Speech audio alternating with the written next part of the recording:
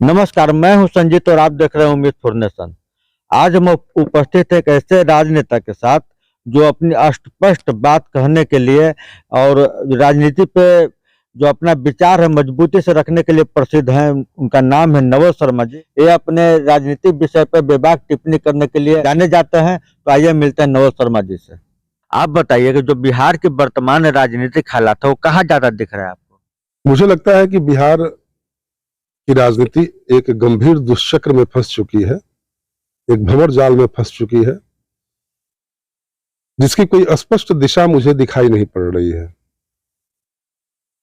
इसका सबसे बड़ा कारण है नेतृत्व का अकाल।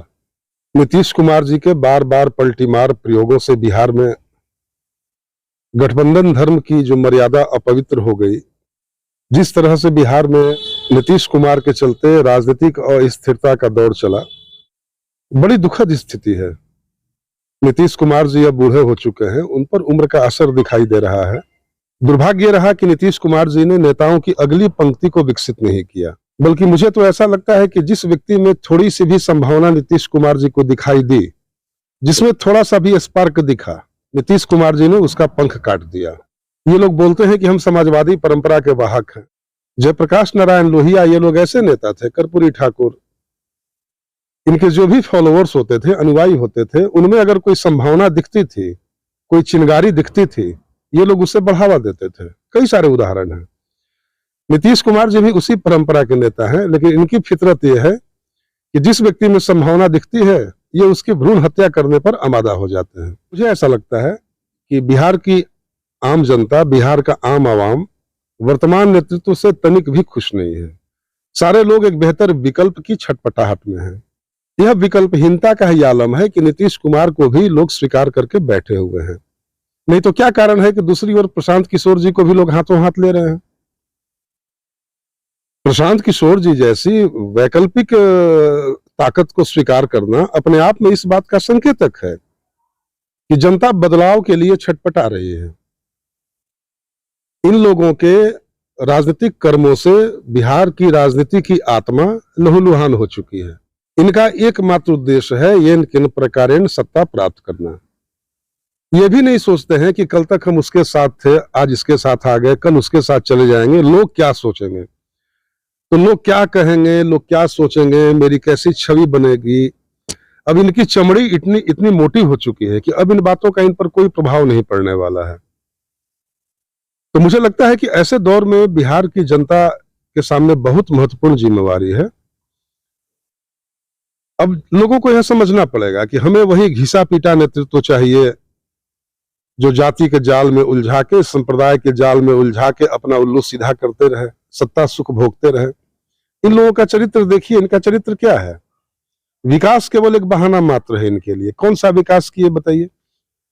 21वीं सदी में उभरते भारत की क्या वैश्विक प्राथमिकता होनी चाहिए, उस हिसाब से आपकी प्रशासनिक व्यवस्था कैसी होनी चाहिए, आपका विकास के प्रति आपका नजरिया कैसा होना चाहिए। किसी के पास कोई विजन है? झूठ मूठ का सब विजनरी नेता, कोई विजन नहीं है। तो मुझे लगता है कि जनता को नेतृत्व में बदलाव की आवश्यकता है। यदि आप अपनी मुक्ति चाहते हैं, यदि आप चाहते हैं कि बिहार की दशा और दिशा बदले, तो वर्तमान नेतृत्व में दूर दूर तक न तो संभावना है, न दूर दूर तक यह क्षमता है। इन लोगों को पता ही नहीं है, बेसिक बातें भी नहीं पता है। जो भी काम है वो सारे नौकरशाह करते हैं। सारे ब्यूरोक्रेट को पता है कि हमारा पाला किस तरह के नेताओं से पड़ा है। कई सारे ऐसे नेता हैं जिनको अंग्रेजी की नोटिंग ही समझ में नहीं आती है, अंग्रेजी का फाइल नहीं समझ पाते हैं। ये लोग खाक विकास करेंगे। पूरे कैबिनेट का चरित्र देखिए, कैबिनेट का चेहरा देखिए, सारे नामी लोग, छटे हुए लोग कैबिनेट में भरे हुए हैं। देख के तरस आएगा आपको। मैं उस टाइप की राजनीति नहीं करता हूं। 5 साल की विधायकी के लिए या मंत्रीगिरी के लिए या विधायकगिरी के लिए नवल शर्मा अपने अस्तित्व से समझौता नहीं कर सकता है। प्रत्येक व्यक्ति के जीवन में जो अच्छा होना होता है वह व्यक्ति के अपने पुरुषार्थ से होता है, अपने संस्कार से होता है और भगवत कृपा से होता है। इसलिए मैं कभी भी राजनीति की उन रवायतों का पालन नहीं करता हूं। मैं उन रवायतों का निर्मम अपवाद हूं। समाज में आखिर बदलाव कैसे आएगा? हमारे जैसे लोग भी बड़े नेताओं की चमचागिरी में लग जाएंगे, सत्ता सुख भोगने के लिए आगे पीछे करने लगेंगे, तो फिर तो नेताओं से लोगों का जो बचा खुचा भरोसा है वो भी उठ जाएगा। तो मुझे लगता है कि बिहार की राजनीति को अगर सही दिशा में ले जाना है तो सबसे पहले इन लोगों ने तो कभी विकसित होने का मौका दिया नहीं, युवा नेतृत्व को आगे बढ़ाया नहीं इन लोगों ने। हमारे देश में युवाओं का कितना अक्षय भंडार है युवा नेतृत्व का, लेकिन किसी भी पॉलिटिकल पार्टी ने योग्य, सक्षम और रचनात्मक युवा नेतृत्व को आगे नहीं बढ़ने दिया। तो सबसे पहले युवा नेतृत्व को आगे आना पड़ेगा। समाज में जो भी लोग हैं जो केवल वोट देकर अपने कर्तव्य की इतिश्री मान लेते हैं, ऐसे लोगों को अपने घर की चारदीवारी से बाहर आना पड़ेगा, संघर्ष करना पड़ेगा, नई ताकतों को सक्रिय करना पड़ेगा। इन पुरानी घिसी पिटी ताकतों में अब मादा नहीं बचा, पहले भी नहीं था, आज भी नहीं है। ये लोग विकास कर सकते हैं और बिहार का कल्याण कर सकते हैं। युवा की बात कर रहे हैं तो युवा नेता हमारे बिहार में अभी दो हैं, तेजस्वी यादव, एक चिराग पासवान। उन दोनों नेता को आप कैसे देख रहे हैं? देखिए, मैं किसी पर व्यक्तिगत टिप्पणी नहीं करता हूं। तेजस्वी यादव जी सुलझे हुए राजनेता हैं, चिराग पासवान जी में रचनात्मक संभावनाएं कूट कूट कर भरी हुई है। मैं केवल ये बता रहा हूं कि बिहार के आम युवाओं को आगे आने की आवश्यकता है, अपने राजनीतिक बियाबान से बाहर निकलने की आवश्यकता है। आप अपने भविष्य का निर्माण करने का दायित्व किसी और के हाथ में सौंप कर आप खुद बैठ गए हैं। अब आपको थोड़ा परीक्षण करने की आवश्यकता है कि किस तरह के नेतृत्व के हाथों में मैंने अपना भविष्य दिया हुआ है। तो जब बिहार के युवा नेपथ्य से बाहर निकलकर सामने आएंगे तो जाहिर सी बात है कि राजनीतिक सोच में बदलाव आएगा, राजनीतिक तौर तरीके में बदलाव आएगा, कई तरह के बदलाव आएंगे।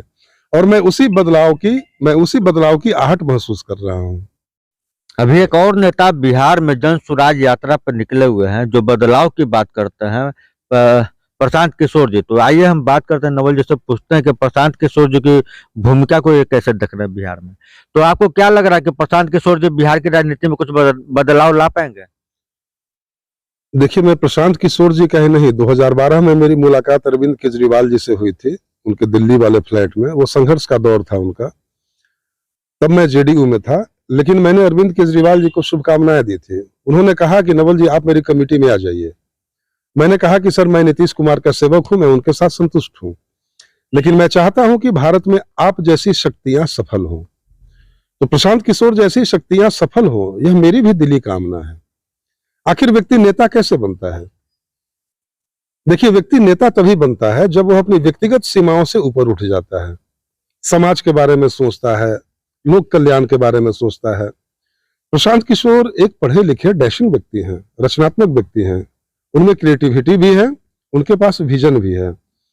और देश को अगर चाहिए, देश या राज्य को अभी इसी तरह के नेतृत्व को आगे बढ़ाने की आवश्यकता है। प्रशांत किशोर की जन स्वराज यात्रा को लोगों ने हाथों हाथ लिया। क्यों लिया?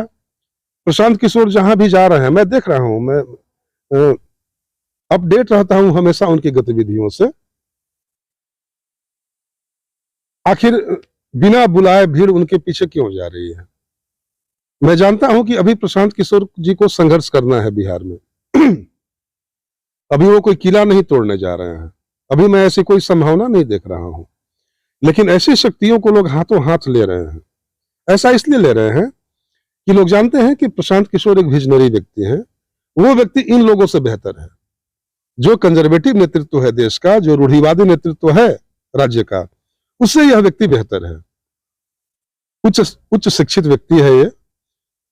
इस व्यक्ति के पास प्रशासन को देखने का, विकास को देखने का एक अपना नजरिया है, और यह नजरिया इन लोगों की तुलना में ज्यादा रचनात्मक है, ज्यादा साइंटिफिक है, ज्यादा प्रोग्रेसिव है। तो मुझे लगता है कि प्रशांत किशोर को इस रूप में संघर्ष करते रहने की आवश्यकता है, और आगे का भविष्य प्रशांत किशोर और इन्हीं जैसे सोच और विचार वाले नेताओं का होगा। जो नेता परंपरागत ढर्रे की राजनीति करेगा, जात पात और धर्म में जनता को उलझाए रखने वाली राजनीति करेगा, अब ऐसे नेताओं के दिन लगते जा रहे हैं।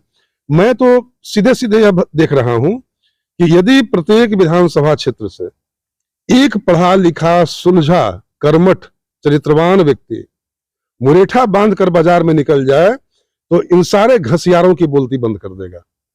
लेकिन जिनमें संभावना है वो घर में दुबके हुए हैं, वो नेपथ्य में है। ऐसे लोगों को बाहर आने की आवश्यकता है। प्रशांत किशोर ने साहस किया, वो घर से बाहर निकले, संघर्ष कर रहे हैं, जनता भी उनका साथ दे रही है। तो मेरे मन में भी उनके प्रति शुभकामना का भाव है, सद्भाव का भाव है कि प्रशांत किशोर जैसी ताकतें आगे बढ़ें, तभी कुछ रचनात्मक बदलाव आ सकता है। बिहार के विकास में नीतीश कुमार की भूमिका को कैसे देखते हैं आप? मुझे लगता है कि नीतीश कुमार जी के लिए जो विकास है वो विकास पटेल है, वो विकास कुशवाहा है, विकास यादव है, या विकास शर्मा हो सकता है। नीतीश जी के लिए विकास यही है जो जातीय टाइटल में बंधी है। बाकी जिस विकास की आप बात कर रहे हैं उससे नीतीश कुमार का दूर दूर तक कोई लेना देना नहीं है। केवल ढिंढोरा पीट के कि मैं भी एक इंजीनियर हूं। बताइए, जिस राज्य में श्री कृष्ण बाबू जैसे योग्य और शिक्षित लोग मुख्यमंत्री रह चुके हैं, बिहार को श्री कृष्ण बाबू के जमाने में बेस्ट एडमिनिस्ट्रेटेड स्टेट का पुरस्कार दिया गया था। सबसे बेहतर प्रशासित राज्य होने का पुरस्कार बिहार को मिला था श्री कृष्ण बाबू के जमाने में। नीतीश कुमार जी उपलब्धि गिनवाते हैं कि हमने रोड बनाया, पुल पुलिया बनवाया, बिहार में शिक्षा में ये किया। ये सारे रूटीन वर्क हैं। इनकी जगह बिहार की गद्दी पर कोई व्यक्ति बैठेगा, रोड बनेगा ही। कोई अशिक्षित व्यक्ति भी बैठ जाएगा, रोड बनेगा ही, पुल पुलिया बनेगा ही। ये सामान्य प्रशासनिक रूटीन है। कोई भी सीएम रहेगा, ये बनेगा ही। अब पहले वाला आप जमाना नहीं रहा कि आप इस तरह की बातों को दरकिनार करके बैठे रह सकते हैं। ये सामान्य रूटीन वर्क है जो आपको करना ही है और ये होता ही है। सब ब्यूरोक्रेसी करती है। आप न बताएं, नीतीश कुमार जी बताएं कि उनके विजनरी खोपड़ी से क्या निकला। उनके विजनरी जो बताते हैं कि विजनरी व्यक्ति है नीतीश बाबू, तो उनके विजनरी खोपड़ी से कौन सा ऐसा चीज आज तक निकला जिससे बिहार वासियों का भला हुआ? क्या किया आज तक आप? आज बिहार के आप अपने गांव में, आप मेरे गांव में बैठे हुए हैं। आज इस गांव के प्रत्येक नुक्कड़ पर बिजली और बॉल की व्यवस्था होनी चाहिए थी, बैठने के लिए बेंच की व्यवस्था होनी चाहिए। जाइए फॉरेन में देखिए गांवों की स्थिति कैसी रहती है, हमारे यहाँ घूमिए देखिए गांवों की स्थिति कैसी है। कई सारे गांव ऐसे मिलेंगे जहां कनेक्टिविटी भी नहीं है, रोड भी नहीं है। तो जो बेसिक आवश्यकताएं होती हैं आम जनता की, आप वो अभी नहीं पूरा कर पा रहे हैं। बिहार की स्वास्थ्य व्यवस्था को देख बोलेंगे तो फिर मैं आंकड़ों में बात करूंगा, और आंकड़ों के मामले में मैं बड़ा दुरुस्त व्यक्ति हूं। तो शिक्षा, स्वास्थ्य, इन सारे मोर्चों पर बिहार बुरी तरह असफल है। कानून व्यवस्था पर, कानून व्यवस्था संभालने का मादा नीतीश कुमार जी में शुरुआती दौर में दिखा था 2-3 साल के लिए, उसके बाद कभी नहीं मैंने देखा। वो स्पार्क 2005 के बाद 2-3 साल के लिए चूंकि सत्ता बदली थी तो अपराधियों के मन में भी थोड़ा डर बैठा था कि नया निजाम है, जरा इससे फासले से मिला करो, पता नहीं इसका तेवर क्या हो। 3-4 साल के बाद जब लोग समझ गए कि मेरा नया निजाम कैसा है, तो लॉ एंड ऑर्डर फिर पहले जैसा हो गया। और आज तो लॉ एंड ऑर्डर के प्रत्येक फ्रंट पर बिहार की स्थिति उस समय से भी बदतर है। आप अपने अधिकारियों को फ्री हैंड दीजिएगा नहीं,